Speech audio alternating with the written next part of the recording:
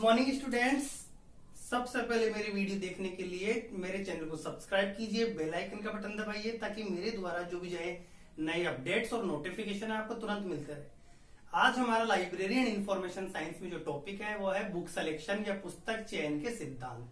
आज हम इसके बारे में चर्चा करेंगे कि ये बुक सिलेक्शन के सिद्धांत किस किस के व्यक्ति के द्वारा दिए गए हैं और पुस्तक चयन किस प्रकार किया जाता है हमारी लाइब्रेरी में, उससे रिलेटेड आज हमने टॉपिक लिया है। तो सबसे पहले देखो हम ये लिखेंगे कि सबसे पहले तो हमारा टॉपिक का नाम क्या है। हमारा टॉपिक का नाम क्या है? Book selection. Book selection, book selection या पुस्तक चयन सिद्धांत। पुस्तक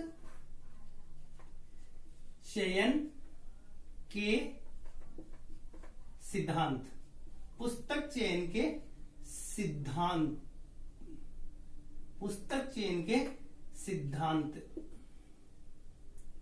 पुस्तक चयन के सिद्धांत। ठीक है, पुस्तक चयन के सिद्धांत। आज हमारा ये टॉपिक है कि पुस्तक चयन के सिद्धांत क्या है या बुक सिलेक्शन क्या है। तो जब भी हम लाइब्रेरी में हम बुक का चयन करते हैं तो पाठकों की अभिरुचि के अनुसार हम पुस्तकों का चयन करते हैं। यानी हम जब भी आप हमारी लाइब्रेरी में या आपकी लाइब्रेरी में आप पुस्तकों का चयन करोगे तो वो पाठक की अभिरुचि के अनुसार करना है।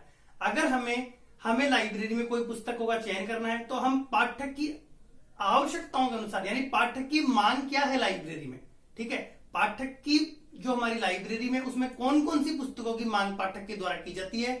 तो जब भी हम पुस्तकों का चयन करते हैं तो पाठक की आवश्यकताओं को ध्यान में रखते हुए, ठीक है, जब भी हम लाइब्रेरी में बुक सिलेक्शन यानी बुक पुस्तकों का चयन करते हैं तो पाठकों की मांग और उनकी आवश्यकताओं को ध्यान में रखते हुए पुस्तकों का चयन करते हैं कि कौन सी पुस्तकें हमारी लाइब्रेरी में पाठक अधिक मांग कर रहा है, कौन सी पुस्तकों को पाठकों के द्वारा अधिक पढ़ी जा रही है, उन पुस्तकों का हम चयन करते हैं। जिन पुस्तकों को पाठक मतलब कि कम अभिरुचि रखता है, ठीक है, जिन पुस्तकों को पढ़ने में पाठक कम अभिरुचि रखता है, ऐसी पुस्तकों का चयन हम कम करते हैं या न के बराबर करते हैं। परंतु ऐसी पुस्तकें जिनकी आवश्यकता हमारी लाइब्रेरी में अधिक है उन पुस्तकों का चयन अधिक किया जाता है। ठीक है, उसके अलावा डॉक्टर एस आर रंगनाथन के द्वारा भी यह कहा गया है कि पाठक की जब भी हम लाइब्रेरी में पुस्तकों का चयन करें तो पाठक की आवश्यकताओं के अनुसार करें कि किस तरह की पुस्तकें पाठकों को अधिक लोकप्रिय है या पसंद है। उसके अलावा रंगनाथन ने कहा है कि जब हम हमारी लाइब्रेरी में पुस्तकों का चयन करते हैं तो ये पुस्तकें उन्होंने एक टाइम फिक्स किया है कि इस टाइम तक ही हम लाइब्रेरी में उन पुस्तकों को रखें, जरूरी पुस्तकों को। जैसे कि रंगनाथन के द्वारा यह कहा गया है कि पुस्तकों के लिए कि एक पुस्तक है वो 20 वर्ष तक लाइब्रेरी में रहेगी और 20 वर्षों के बाद उस पुस्तक की प्रासंगिकता धीरे धीरे उसकी प्रासंगिकता खत्म होने लगती है। परंतु जो जरूरी पुस्तक है, जैसे आपकी अगर हम बात करें जैसे गोदान उपन्यास, मुंशी प्रेमचंद की जो उपन्यास है गोदान, वो पुस्तक अभी भी पाठकों के द्वारा उस पुस्तक की डिमांड की जाती है, तो हम ऐसी पुस्तकों को अभी भी हमारी लाइब्रेरी में रखते हैं। तो रंगनाथन ने कहा है कि ऐसी पुस्तकें जिनकी प्रासंगिकता 20 वर्षों बाद खत्म हो जाती है, ऐसी पुस्तकों को लाइब्रेरी से धीरे धीरे निष्कासित किया जाना चाहिए। परंतु जिन पुस्तकों की मांग बहुत ही ज्यादा है वो पुस्तकें लाइब्रेरी में रहेगी। अगर गोदान उपन्यास की बात करें तो गोदान उपन्यास की मांग हमारी लाइब्रेरी में प्रेजेंट में भी है, लोग पढ़ते हैं, स्टूडेंट्स पढ़ते हैं उन पुस्तकों को या उपन्यासों को, तो इसलिए ऐसी पुस्तकें हमारी लाइब्रेरी में प्रेजेंट में भी मौजूद होती है, हम रखते हैं ऐसी पुस्तकों को। तो हम ये कहना चाहते हैं कि जब भी आप लाइब्रेरी में पुस्तकों का चयन करो, हमारी जो पुस्तक की जो चयन समिति है, ठीक है, पुस्तक चयन समिति होती है, पुस्तक चयन समिति के द्वारा लाइब्रेरी में जब पुस्तकों का चयन किया जाता है तो पाठक की अभिरुचि या पाठक की आवश्यकताओं को ध्यान में रखते हुए पुस्तकों का चयन किया जाता है। उसके अलावा पुस्तक चयन से संबंधित अनेक विद्वानों के द्वारा अनेक अलग अलग सिद्धांत दिए गए हैं। यहां हम प्रमुख सिद्धांतों के बारे में चर्चा करेंगे कि पुस्तक चयन के प्रमुख सिद्धांत कौन कौन से हैं। ठीक है, अब हम शुरू करते हैं। तो प्रथम सिद्धांत की बात करें, यानी जब पुस्तक चयन से संबंधित प्रथम सिद्धांत मेलविल डेवी के द्वारा 1879 में मेलविल डेवी के द्वारा पुस्तक चयन का प्रथम सिद्धांत दिया गया। ठीक है, मेलविल डेवी के द्वारा जो पुस्तक चयन सिद्धांत दिया गया वो कौन सा था, यानी उन्होंने क्या पुस्तकों का सिद्धांत दिया। तो हम शुरू करते हैं हमारा प्रथम सिद्धांत की अगर हम बात करें, ठीक है, पुस्तक चयन का प्रथम सिद्धांत मेलविल डेवी के द्वारा 1879 में दिया गया। और मेलविल डेवी ने जो पुस्तकों का चयन का सिद्धांत दिया वो दिया था अधिकतम पाठकों के लिए न्यूनतम व्यय पर सर्वोत्तम पुस्तकें क्रय करना। ठीक है, मेलविल डेवी का पुस्तक चयन सिद्धांत क्या था, अधिकतम पाठकों के लिए, अधिकतम पाठकों के लिए, अधिकतम पाठकों के लिए न्यूनतम व्यय पर, न्यूनतम व्यय पर, न्यूनतम व्यय पर, अधिकतम पाठकों के लिए न्यूनतम व्यय पर सर्वोत्तम पुस्तक क्रय करना, सर्वोत्तम, सर्वोत्तम पुस्तक, सर्वोत्तम पुस्तक क्रय करना। मेलविल डेवी के द्वारा जो पुस्तक चयन सिद्धांत दिया गया वो ये था कि अधिकतम पाठकों के लिए न्यूनतम व्यय पर सर्वोत्तम पुस्तक क्रय करना, यानी the best reading for the largest number at the list cost. अगर हम इसे इंग्लिश में बताऊं आपको तो इसका इंग्लिश जो होगा वो होगा the best reading for the largest number at the list cost, यानी अधिकतम पाठकों के लिए न्यूनतम व्यय पर सर्वोत्तम पुस्तक करना, पुस्तकें क्रय करना। मेलविल डेवी के द्वारा यह कहा गया कि जब भी हम लाइब्रेरी में पुस्तकों का चयन करें तो हमारी लाइब्रेरी के ज्यादा से ज्यादा पाठक उस पुस्तक को पढ़े और उस पुस्तक की कीमत एकदम न्यूनतम व्यय होना चाहिए, यानी कम होनी चाहिए, यानी पुस्तक की कीमत एकदम कम हो और उस पुस्तक की डिमांड एकदम ज्यादा हो और उसे ज्यादा से ज्यादा पाठक यूज करे उस पुस्तक को। तो यह सिद्धांत मेलविल डेवी के द्वारा दिया गया कि अधिकतम पाठकों के लिए न्यूनतम व्यय पर सर्वोत्तम पुस्तक क्रय करना। अब यह सिद्धांत मेलविल डेवी ने कब दिया, ठीक है, मेलविल डेवी के द्वारा यह सिद्धांत कब दिया गया, तो मेलविल डेवी ने यह सिद्धांत दिया था आपका 1879 में, 1879 में मेलविल डेवी के द्वारा यह सिद्धांत दिया गया। ठीक है, न्यूनतम, अब हम बात करें अधिकतम पाठकों के लिए न्यूनतम व्यय पर सर्वोत्तम पुस्तक क्रय करना, ये सिद्धांत मेलविल डेवी द्वारा दिया गया 1879 में। और अगर आपके क्वेश्चन इस तरह से भी आ सकता है, मेलविल डेवी ने ये कहा गया है उनके पुस्तक चयन जो सिद्धांत था उसमें यह कहा गया है कि ऐसी पुस्तकों का चयन किया जाए जिस पुस्तक को यानी सर्वाधिक पाठक पढ़ सके और उसकी कीमत एकदम कम हो, उसकी डिमांड ज्यादा हो, कीमत कम हो, ऐसी पुस्तकों का चयन पाठक मतलब ऐसी पुस्तकों का चयन लाइब्रेरियन के द्वारा पुस्तकालय में करना चाहिए या पुस्तक चयन समिति के द्वारा ऐसी पुस्तकों का चयन करना चाहिए।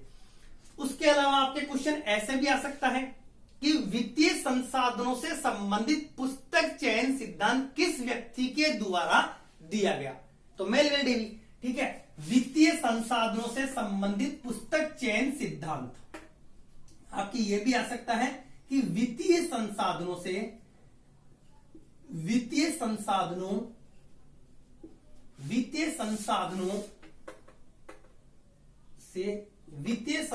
से संबंधित, वित्तीय संसाधनों से संबंधित, वित्तीय संसाधनों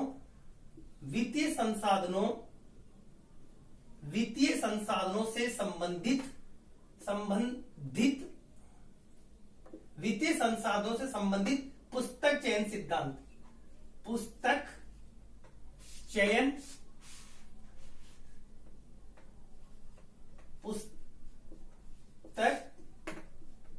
चयन सिद्धांत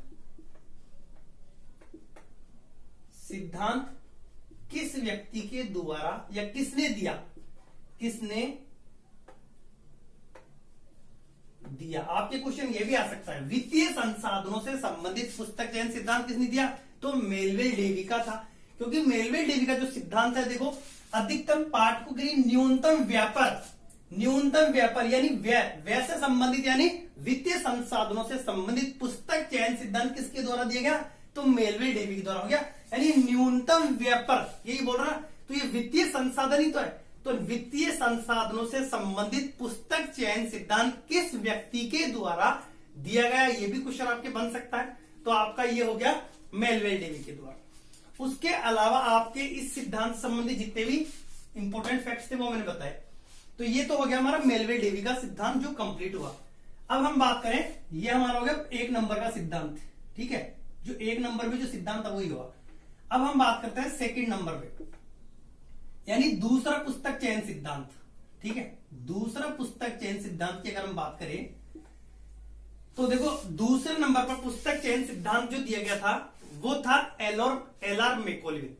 अब एल आर मैकॉल्विन के द्वारा कौन सा पुस्तक चयन सिद्धांत दिया गया, तो वो उनके द्वारा जो सिद्धांत दिया गया वो था मांग और पूर्ति का सिद्धांत, यानी demand and supply theory of book selection, ठीक है, मांग पूर्ति का सिद्धांत, ठीक है। तो दूसरा सिद्धांत कौन सा हमारा, मांग पूर्ति का सिद्धांत, मांग पूर्ति का सिद्धांत। अब आपके पास क्वेश्चन अगर आएगा तो वो यह आएगा मांग पूर्ति का सिद्धांत किसने दिया, ठीक है, मांग पूर्ति का सिद्धांत किसने दिया, तो एल आर मैकॉल्विन के द्वारा 1925 में एल आर मैकॉल्विन के द्वारा मांग पूर्ति का सिद्धांत दिया गया, या हम इसे ऐसे भी हो सकता है demand and supply theory of book selection, यानी मांग पूर्ति का सिद्धांत, ठीक है। तो आपके पास क्वेश्चन आएगा कि मांग पूर्ति का पुस्तक चयन सिद्धांत किसने दिया, तो एल आर मैकॉल्विन ने, एल आर मैकॉल्विन, एल आर मैकॉल्विन ने कब दिया, तो ये दिया है आपके 1925 में, यानी 1925 में पुस्तक चयन के लिए मांग पूर्ति का सिद्धांत। मांग पूर्ति का सिद्धांत की अगर हम बात करें तो पाठक की मांग के अनुसार हमें पुस्तकों का चयन करना चाहिए। जिन पुस्तकों की आवश्यकता लाइब्रेरी में अधिक है उन पुस्तकों का अधिक चयन किया जाए, जिन पुस्तकों की आवश्यकता पुस्तकालय में कम है तो ऐसी पुस्तकों का चयन कम किया जाए, यानी मांग पूर्ति, यानी पाठक की मांग के अनुसार पुस्तकों का चयन करना चाहिए। यह सिद्धांत है मांग पूर्ति का सिद्धांत। कंप्लीट, हमारे 2 सिद्धांत कंप्लीट हो चुके हैं। बात करें हम तीसरे सिद्धांत की, तीसरे सिद्धांत की तरफ हम चलते हैं कि तीसरा सिद्धांत कौन सा है, ठीक है। तीसरे सिद्धांत की अगर हम बात करें तो देखो तीसरा जो सिद्धांत था वो था FKW ड्यूरी, ठीक है। FKW ड्यूरी के द्वारा क्या पुस्तक चयन सिद्धांत दिया गया कि उचित पुस्तक उचित पाठक को उचित समय पर उपलब्ध करवाई जाए, ठीक है। FKW ड्यूरी के द्वारा जो पुस्तक चयन सिद्धांत था वो था उचित पुस्तक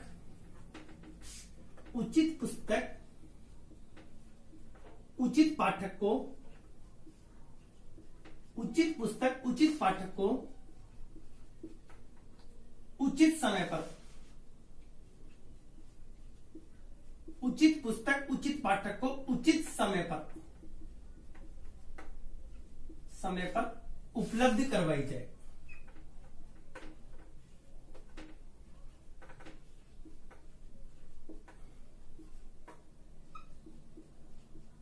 ठीक है। उचित पुस्तक उचित पाठक को उचित समय पर उपलब्ध करवाई जाए, यह पुस्तक चयन सिद्धांत दिया था आपके FKW ड्यूरी ने। FKW ड्यूरी के द्वारा कहा गया कि लाइब्रेरी में ऐसी पुस्तकों का चयन करो जो उचित पुस्तक, यानी एक सही पुस्तक हो और सही पाठक उसको यूज करे, और उसके अलावा एक सही समय पर पाठक को मिले, ठीक है, यानी अच्छी पुस्तक हो, सही समय पर पाठक को मिले और एक सही समय पर पाठक को मिले ताकि पाठक अधिक से अधिक ऐसी पुस्तकों का यूज करे। तो इसके लिए FKW के द्वारा उचित पुस्तक उचित पाठक को उचित समय पर उपलब्ध हो, यह सिद्धांत FKW के द्वारा दिया गया था 1930 में, यानी 1930 में पुस्तक चयन का यह सिद्धांत FKW ड्यूरी के द्वारा दिया गया। यह सिद्धांत जो FKW ड्यूरी ने सिद्धांत दिया तो उन्होंने यह सिद्धांत, उनकी जो पुस्तक थी बुक सिलेक्शन, उस पुस्तक में उन्होंने यह सिद्धांत दिया। तो यह आपका क्वेश्चन आएगा, उचित पुस्तक उचित पाठक को उचित समय पर उपलब्ध करवाना है, ठीक है। यह सिद्धांत किसने दिया, तो FKW ड्यूरी ने। FKW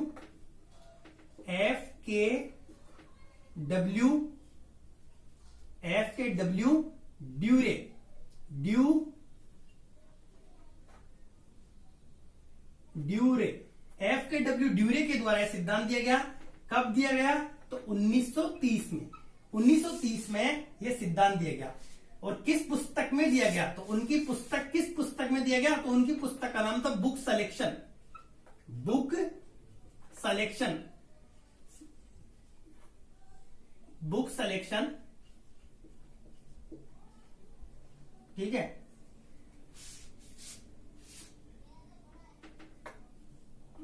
ठीक है, FKW ड्यूरी के द्वारा जो पुस्तक चयन सिद्धांत दिया गया वो दिया गया था उचित पुस्तक उचित पाठक को उचित समय पर प्रोवाइड करवाना। और ये सिद्धांत उन्होंने अपनी पुस्तक बुक सलेक्शन, जो उनकी पुस्तक थी, उस पुस्तक में उन्होंने दिया और 1930 में दिया। ये उनकी पुस्तक थी, ठीक है, बुक सलेक्शन उनकी पुस्तक है। इस पुस्तक में उन्होंने ये सिद्धांत दिया है। कई बार आपको पूछा जाता है बुक सलेक्शन पुस्तक के लेखक कौन है, तो ये जो पुस्तक है वो FKW ड्यूरे की पुस्तक है।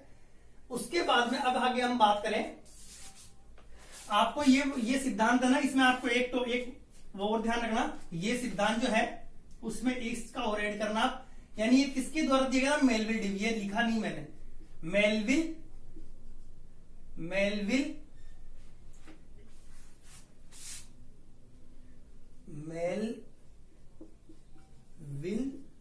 डेवी, ये जो सिद्धांत था वो मेलविल डेवी के द्वारा दिया गया, मेलविल डेवी के द्वारा, ठीक है। किसके द्वारा दिया गया था? तो मेलविल डेवी, ये जो सिद्धांत था वो मेलविल डेवी के द्वारा, ये जो सिद्धांत था वो मेलविल डेवी के द्वारा दिया गया, ठीक है। ये मैंने लिखना भूल गया। अब आगे हो गया हमारा 4 सिद्धांत हम कंप्लीट पढ़ चुके हैं। अब बात करें हम 4th सिद्धांत की, यानी लास्ट और जो हमारा 4th सिद्धांत है उसकी अगर हम चर्चा करें तो जो 4th नंबर का जो सिद्धांत है वो किसके द्वारा दिया गया? तो ये 4th नंबर का जो आपका पुस्तक चयन का सिद्धांत था वो दिया गया हमारे डॉक्टर S.R. रंगनाथन, जो पुस्तकालय विज्ञान के जनक है हमारे भारत में, उनके द्वारा भी पुस्तक चयन सिद्धांत दिया गया। और डॉक्टर S.R. रंगनाथन का जो उद्देश्य था पुस्तक चयन सिद्धांत का, मतलब पुस्तक सिद्धांत देने का, उनका उद्देश्य यह था कि लाइब्रेरी में ऐसी पुस्तकों का चयन किया जाए जिन पुस्तकों की मांग हमारी लाइब्रेरी में अधिक है, पाठक उन पुस्तकों को में अधिक अभिरुचि रखते हैं, ऐसी पुस्तकों को लाइब्रेरी में अधिक से अधिक, जो हमारी जो पुस्तक चयन समिति होती है उस पुस्तक चयन समिति के द्वारा ऐसी पुस्तकों का चयन किया जाए।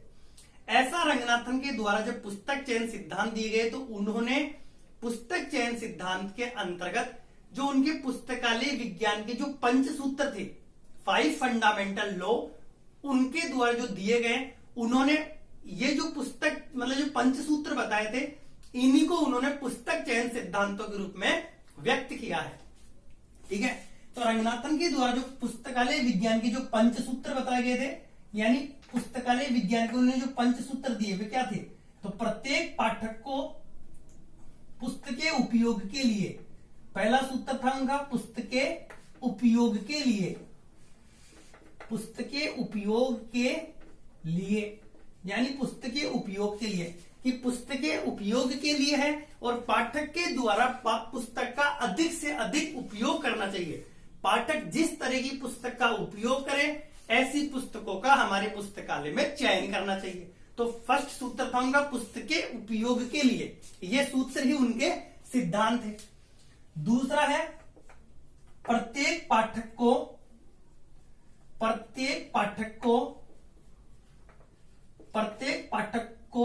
उसकी पुस्तक मिले, प्रत्येक पाठक को उसकी पुस्तक मिले, प्रत्येक पाठक को उसकी पुस्तक मिले, यानी हर पाठक को उसकी पुस्तक मिले, जिस तरह की पुस्तक पाठक पढ़ना चाहता है उसी तरह की पुस्तक मिले, यानी प्रत्येक पाठक को उसकी पुस्तक मिले। तो लाइब्रेरी में जब पाठक की अभिरुचि है ऐसी पुस्तकों का चयन किया जाए और ऐसी पुस्तक पाठक को मिले जिसमें पाठक की अभिरुचि है, पाठक ऐसी पुस्तकें पढ़ना चाहता है, उन्हीं पुस्तकों का लाइब्रेरी में चयन किया जाए। तो ये 2 सिद्धांत हो गए उनके। तीसरा की अगर हम बात करें, तीसरा जो था प्रत्येक पुस्तक को उसका पाठक मिले,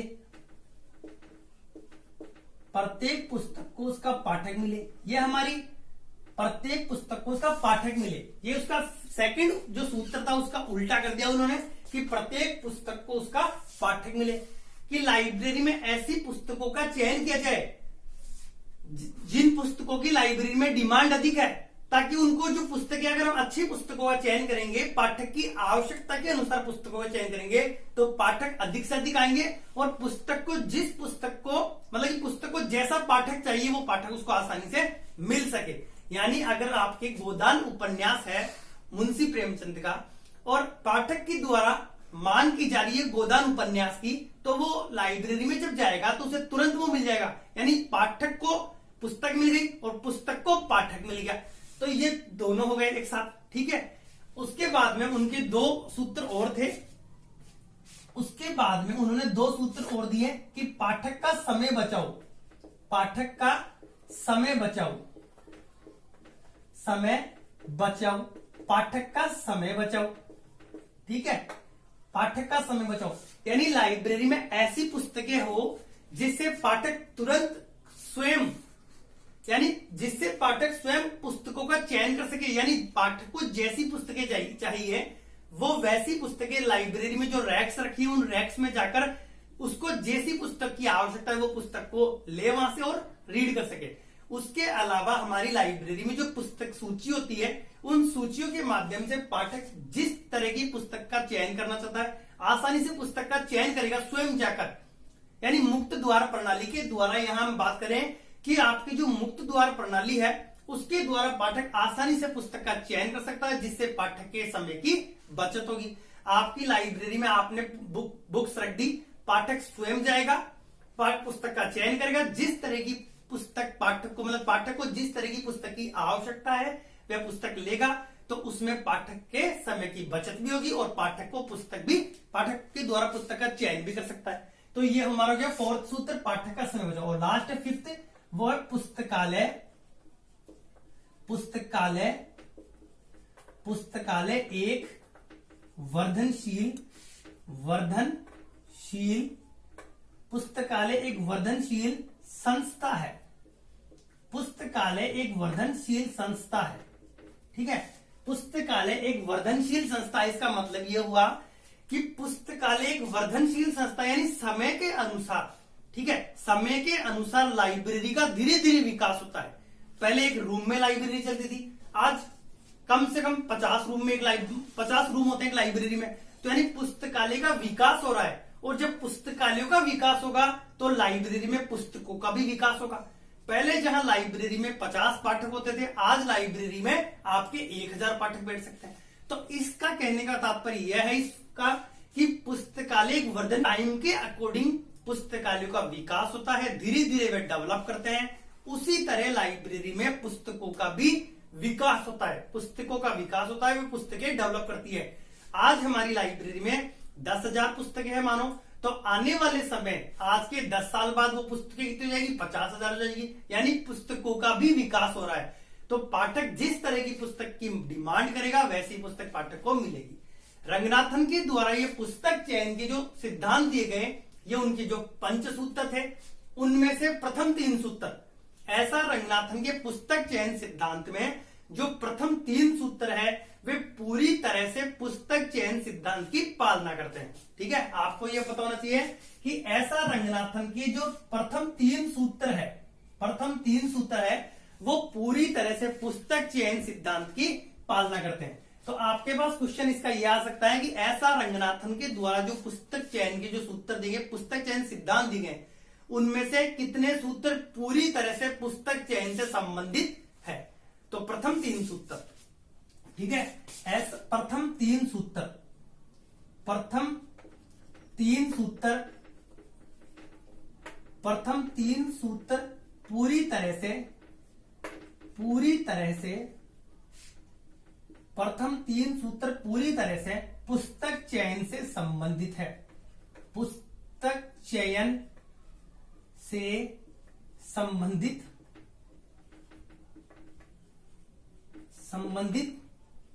है। प्रथम 3 सूत्र पूरी तरह से पुस्तक चयन से संबंधित है।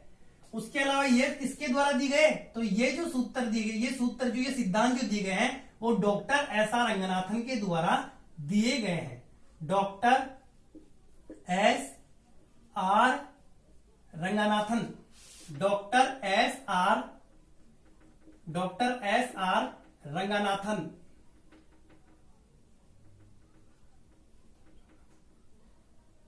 डॉक्टर एस आर रंगनाथन के द्वारा ये पुस्तक चयन सिद्धांत दिए गए हैं। तो पुस्तक चयन सिद्धांत के हमारे जो 4 टॉपिक मतलब 4 पुस्तक चयन सिद्धांत है, चारों हम बिल्कुल आसानी से मैंने बताया, बिल्कुल एक सरल तरीके से आपको बताएं। तो मुझे उम्मीद है कि आपको मेरा वीडियो अच्छा लगा होगा। वीडियो को जो पुस्तक चयन सिद्धांत पे जितने भी इंपॉर्टेंट फैक्ट्स थे वो सभी मैंने आपको बताए। और अगर आपको मेरा वीडियो अच्छा लगा हो तो वीडियो को लाइक करें, कमेंट करें, कमेंट बॉक्स में बताओ कि आपको वीडियो कैसा लगा। उसके अलावा जिन स्टूडेंट्स ने भी मेरे चैनल को सब्सक्राइब नहीं किया है वो चैनल को सब्सक्राइब करें, बेल आइकन का बटन दबाएं ताकि मेरे द्वारा जो भी नए नोटिफिकेशन एंड अपडेट्स है वो आपको तुरंत मिलता रहे। तो आज हमारा टॉपिक कंप्लीट हुआ।